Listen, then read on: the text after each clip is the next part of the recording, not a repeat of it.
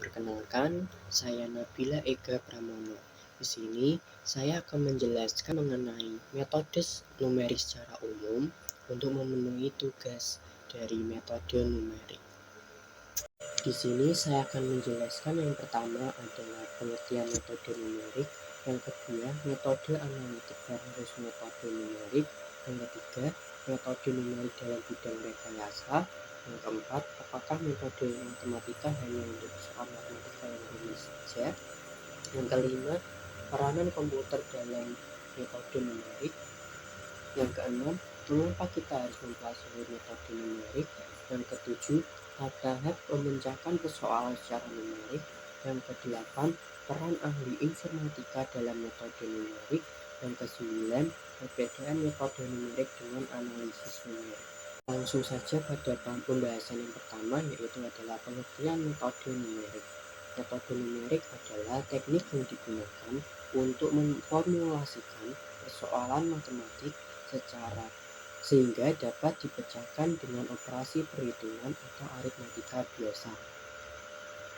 Tambah, kurang, kali, dan bagi.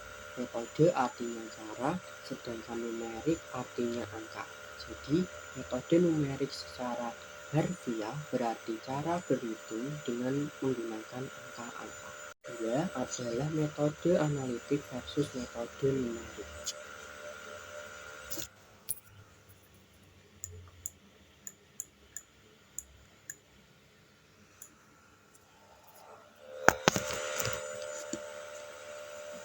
Perbedaan utama antara metode numerik dengan metode analitik terletak pada dua hal. Yang pertama, dengan menggunakan metode numerik selalu berbentuk angka, bandingkan dengan metode analitik yang biasanya menghasilkan solusi dalam bentuk fungsi matematik, yang selanjutnya fungsi matematik tersebut dapat dievaluasi untuk menghasilkan nilai dalam bentuk angka. Yang kedua, dengan metode numerik kita hanya memperoleh solusi yang menghampiri atau mendekati solusi sejati, sehingga solusi menarik. Dinamakan juga solusi hampiran atau approximation atau solusi pendekatan. Namun, hampiran dapat dibuat seteliti yang kita inginkan.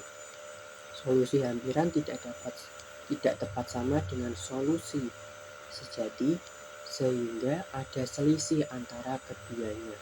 Selisih inilah yang dinamakan dengan galat atau error. Pada materi selanjutnya, yang ketiga adalah metode numerik dalam bidang rekayasa. Dalam bidang rekayasa, kebutuhan untuk menemukan solusi persoalan secara praktis adalah jelas. Dari kacamata rekayasawan, masih tampak banyak cara penyelesaian persoalan matematik yang dirasa terlalu sulit atau dalam bentuk yang kurang konkret. Bagi rekayasawan, solusi yang diperoleh secara analitik kurang berguna untuk tujuan numerik. Persoalan rekayasa dalam prakteknya tidak selalu membutuhkan solusi dalam bentuk fungsi matematik menerus atau kontinus. Rekayasawan seringkali menginginkan solusi dalam bentuk numerik, misalnya persoalan integral tentu dan persamaan diferensial. Pembahasan selanjutnya yaitu mengenai apakah metode matematika hanya untuk persoalan yang rumit saja? Tentu saja tidak. Anda jangan berpikir bahwa metode numerik hanya dapat menyelesaikan persoalan yang rumit saja.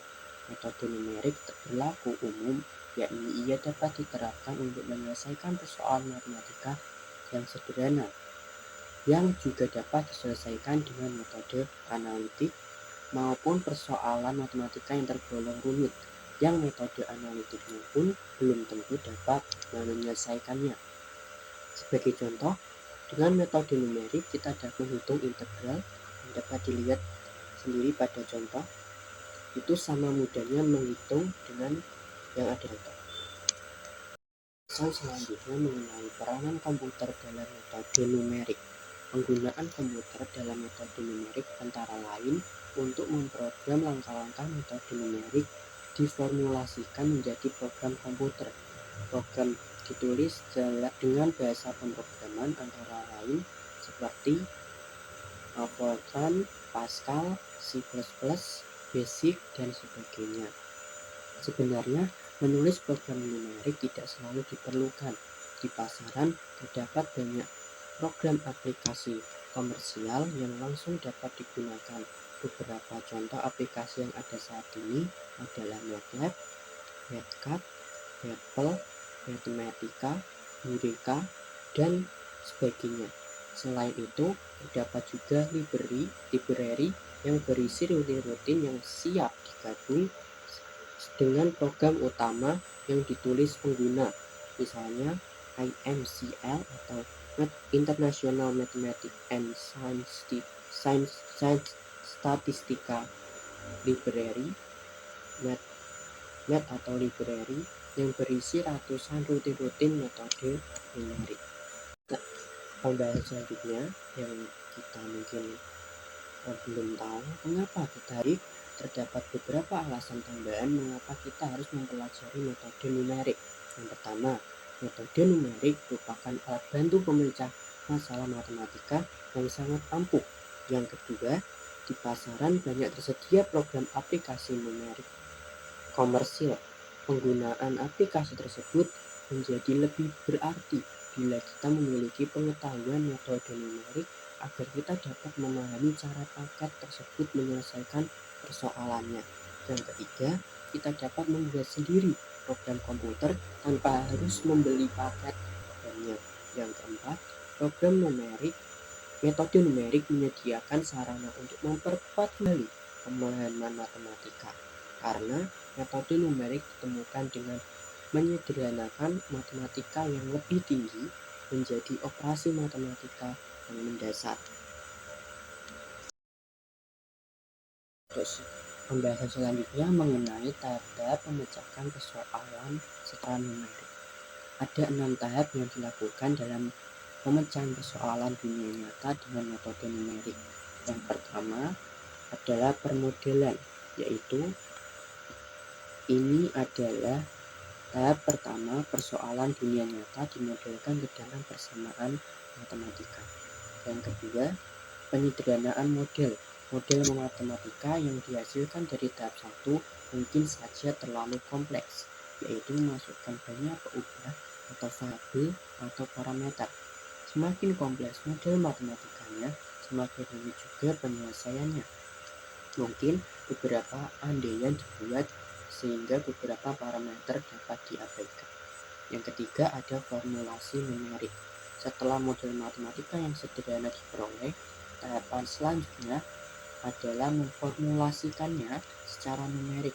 Antara lain, menentukan metode numerik yang akan dipakai bersama-sama dengan analisis galat awal, yaitu taksiran galat, penentuan ukuran langkah, dan sebagainya. Selanjutnya, dapat menyusun algoritma dari metode numerik yang dipilih. Tahapan selanjutnya yaitu adalah pemrograman. Pemrograman adalah menerjemahkan algoritma ke dalam program komputer dengan menggunakan salah satu bahasa pemrograman yang dikuasai. Tahapan selanjutnya adalah operasional. Pada tahap ini, program komputer dijalankan dengan data uji coba sebelum data yang sesungguhnya. Tahapan yang terakhir adalah evaluasi. Bila program sudah selesai dijalankan dengan data yang sesungguhnya, maka hasil yang diperoleh diinterpretasi. Pembahasan selanjutnya yaitu adalah peran ahli informatika dalam metode numerik. Di manakah peran orang informatika? Orang informatika baru berperan pada tahap 3, 4, dan 5, yaitu pemrograman, operasional, dan evaluasi. Tetapi agar lebih memahami dan menghayati persoalan, sebaiknya orang informatika juga ikut dilibatkan dalam memodelkannya. Namun, perannya hanya sebagai pendengar. Tahap 6 memerlukan kerjasama informatikawan dengan pakar bidang bersangkutan. Bersama-sama dengan pakar, informatika mendiskusikan hasil numerik yang diperoleh, apakah hasil tersebut sudah dapat diterima, apakah perlu dilakukan perubahan parameter dan sebagainya. Nah, tahapan yang terakhir adalah perbedaan metode numerik dengan analisis numerik. Metode numerik dan analisis numerik adalah dua hal yang berbeda. Metode adalah algoritma, menyangkut langkah-langkah penyelesaian persoalan secara numerik, sedangkan analisis numerik adalah terapan matematika untuk menganalisis metode. Dalam analisis numerik, hal utama yang ditekankan adalah analisis galat dan kecepatan konvergensi sebuah metode. Teorema-teorema matematika dapat dipakai dalam menganalisis suatu metode. Cukup sekian pembahasan saya mengenai metode numerik secara umum. Semoga dapat dipahami oleh teman-teman dan bermanfaat bagi teman-teman. Akhir kata dari saya, wassalamualaikum warahmatullahi wabarakatuh.